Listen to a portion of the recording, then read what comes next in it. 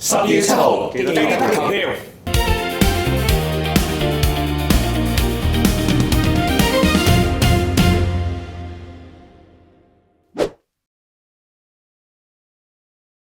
而家新界東北嘅居民咧，如果要去市區咧，其實只能夠靠東鐵啦，同埋吐露港公路。東鐵已經係非常之擠迫，要等幾班車先至可以上到去。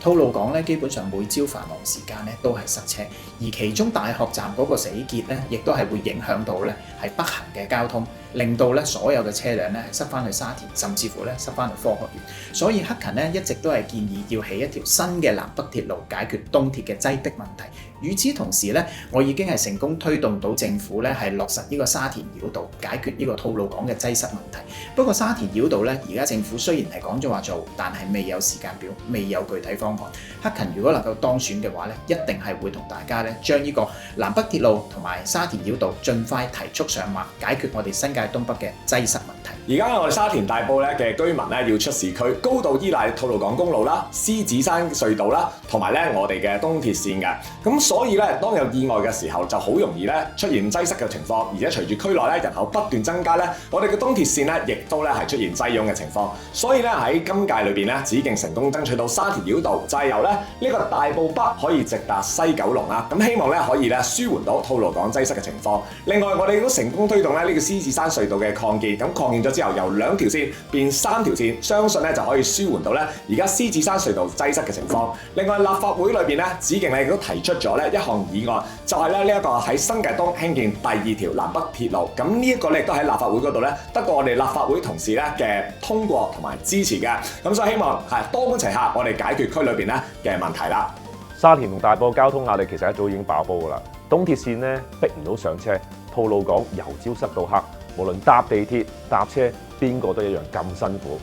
其實呢一個咧唔止係出行嘅問題，仲係規劃同配套落後太耐，基建先行未有落實。新界係要有多元嘅走廊，我建議加快落實興建沙田繞道同南北鐵路，配合智慧交通系統分流，擴闊原有嘅公路同隧道，參考外國開放對行線嘅操作，利用隧道單管雙行設計，喺繁忙嘅時間靈活增減南北行車線，疏導南北行車嘅時候高峰擠塞嘅情況。我希望將長遠交通規劃帶入議會，以基建先行來便利出行。新界東北地區特別係大埔區嘅居民，如果要出九龍或者港島，基本上咧係只可以行吐露港公路；而沙田區嘅居民如果要去到香園圍口岸，亦都要行吐露港公路。因此呢一條公路如果出現事故，將會導致嚴重嘅交通擠塞，加上北部都會區嘅發展，由北至南嘅車流增加，交通情況喺未來咧將會更加嚴峻。因此興建沙田繞道實在係刻不容緩。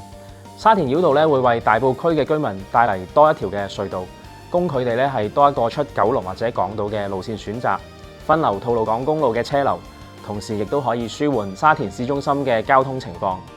至於東鐵線方面，港鐵咧係應該加密班次，並且加強鐵路檢修，減少發生事故嘅機會。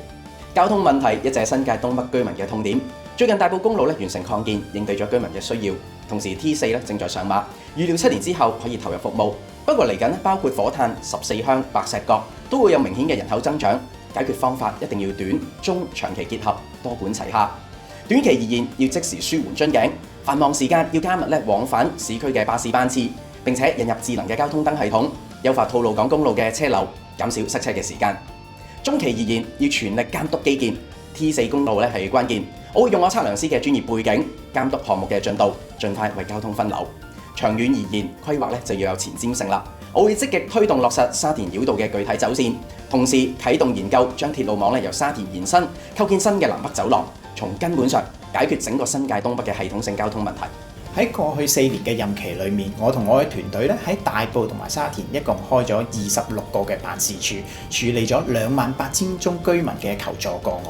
克勤係真正扎根社區，真正知道你嘅需要、社區嘅訴求。12月7號請你支持我1號民建聯嘅陳克勤，投一個你真真正正揾得到、幫到你手、做到嘢嘅團隊，我哋一齊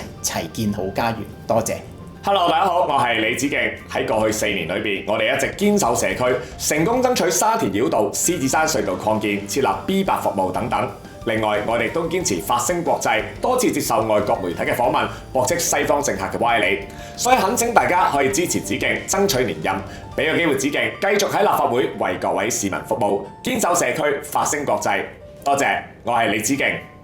我嘅政綱係破除藩籬，破解矛盾。矛盾唔代表個人，可以係事。Alan 關注夾心階層，希望拓展在校課餘託管計劃，照顧雙職嘅家庭。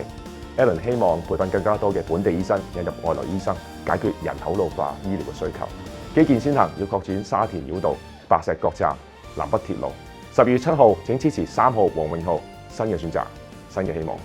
大家好，我係4號工聯會貴兵，我嘅政綱將會涵蓋4大範疇：一係幫助青年，積極推動政府協助青年置業；